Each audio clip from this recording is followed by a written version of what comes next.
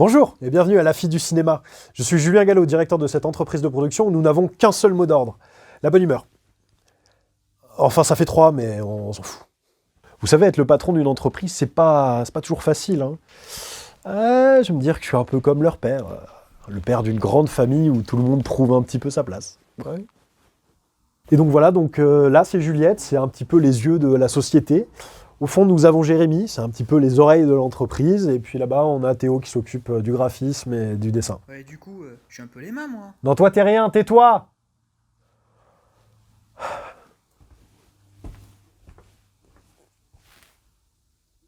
Non, mes employés, ils m'adorent. Je crois qu'ils ont jamais eu de patron comme moi. Je pense qu'ils changeraient pour rien au monde. Une fois, j'ai essayé de démissionner. Il m'a suivi jusque chez moi. Il est resté presque 7 heures devant mon portail. On rajoutait genre des explications. Les gars, devinez qui j'imite? Depuis qu'il sait qu'on va faire une vidéo sur un film avec Steve Carell, il arrête pas de se prendre pour Michael Scott dans The Office.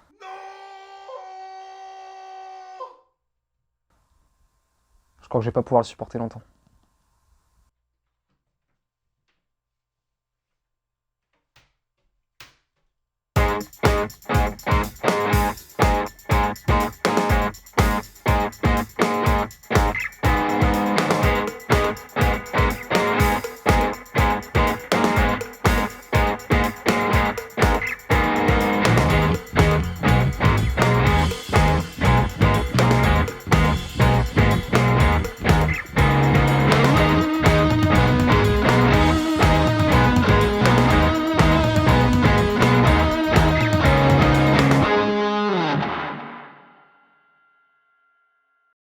Jusqu'à ce que la fin du monde nous sépare, ou Seeking a Friend for the End of the World dans la langue de George Bush, est un film catastrophe romantique, réalisé par Lawrence Scarafia en 2012, avec au casting les talentueux Keira Knightley et Steve Carell. Alors, énième film de cette période traitant du sujet de l'apocalypse, Jusqu'à ce que la fin du monde nous sépare, est le premier long métrage de Lawrence Scarafia, qui au passage a la photo Wikipédia la plus claquée que j'ai jamais vue. Mais qui est aussi la réalisatrice de Queens, sorti en 2019 avec Jennifer Lopez, et la scénariste du film Une nuit à New York avec Michael Cera. Pour résumer rapidement l'intrigue du film, un astéroïde menace de s'écraser sur la Terre et après plusieurs tentatives des gouvernements à envoyer à tour de rôle Bruce Willis ou le professeur Raoult pour le détruire, il s'avère que la situation est insoluble et que l'humanité est bel et bien condamnée. Il ne reste donc que 3 semaines avant l'impact du caillou et c'est le meilleur moment qu'a choisi Linda, la femme de Dodge, pour le quitter. Épouse de Dodge, qui est jouée par Nancy Carell, la véritable femme de Steve Carell, et dont la scène de rupture a été tournée le jour de leur 17e anniversaire de mariage. Et ouais, je sais, ça sert à rien, mais je voulais quand même en parler. Dodge, interprété donc par Steve Carell, c'est vraiment l'archétype de l'employé dans les assurances, ça veut dire chiant, qui n'a aucune ambition et qui se contente de traverser sa vie sans aucun risque ni plaisir. Évidemment, suite aux événements qui se préparent, la population réagit de différentes manières à la nouvelle.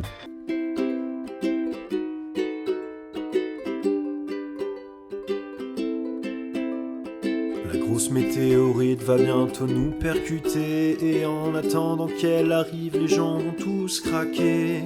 Faire boire les gamins, se jeter du toit, on ferait tous n'importe quoi.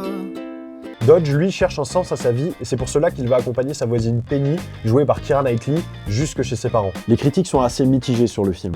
Si la presse encense la performance des 2 acteurs principaux, le scénario est pointé du doigt comme étant un film sans intérêt et ne relevant pas réellement du film catastrophe. Je pense personnellement que ce film a plus de choses à nous dire que simplement évoquer une fin du monde comme on se la représente habituellement.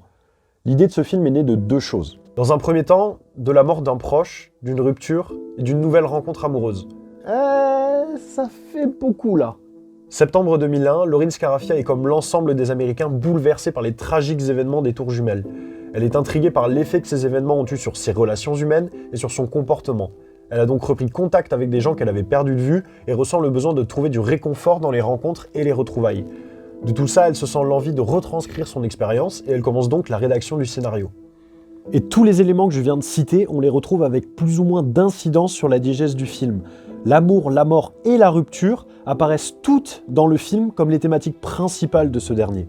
La presse a aussi beaucoup critiqué la différence d'âge entre les 2 personnages, une polémique assez similaire à celle du film Eiffel avec Romain Duris et Emma Mackey, sauf qu'ici la différence d'âge, elle opère pas du tout de la même manière. Keira Knightley et Steve Carell ne sont pas censés tomber amoureux puisque sans l'astéroïde, ils n'auraient jamais pris connaissance de l'existence de l'autre. Ils ne s'aiment que parce que le monde autour d'eux n'existe plus et que les codes se sont brisés avec lui.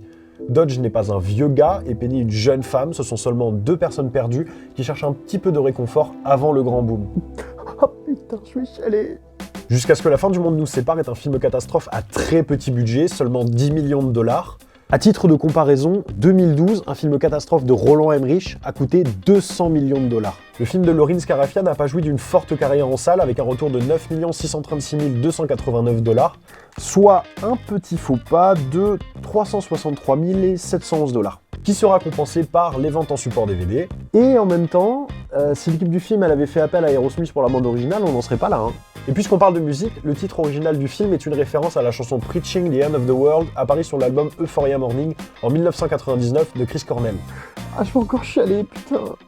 Ce film, c'est pour moi un film à voir pour tous les amateurs de films romantiques, mais aussi pour tous les amateurs de films catastrophes. Je pense que ce qui m'a le plus plu reste la performance de Keira Knightley, pour qui j'avais avant ce film une certaine répulsion par rapport à son jeu, que ça soit dans Pirates des Caraïbes ou Orgueil et Préjugés. Mais là, rien à dire. Je pense que le film m'a offert les clés de lecture du jeu de cette actrice et je comprends un petit peu mieux sa façon de jouer. Alors il est évident que ce film ne plaira pas à tout le monde parce qu'il cible un public de niche. Ceux qui aiment à la fois l'urgence d'une fin du monde prophétisée et les comédies romantiques américaines. Ah ouais, c'est aussi précis que ça. Hein. Pour autant, la réalisation laisse une place de maître au personnage et nous permet d'appréhender plus en profondeur la difficulté que c'est de se confronter à la vacuité de sa propre vie. Ce film a le mérite d'exister. Il nous propose une relecture du mythe de la fin des temps que je trouve très osée de la part de Laureen Scarafia. C'est une véritable proposition de bon moment que je te conseille de partager avec quelqu'un, histoire de ne pas te retrouver tout seul à pleurer dans ton canapé. J'espère que je t'ai donné envie de voir le film, je te laisse me dire dans les commentaires. Si jamais tu veux pouvoir suivre les prochaines vidéos, je te laisse t'abonner à la chaîne. Et si tu veux soutenir la vidéo et qu'elle t'a plu, tu peux laisser un pouce bleu.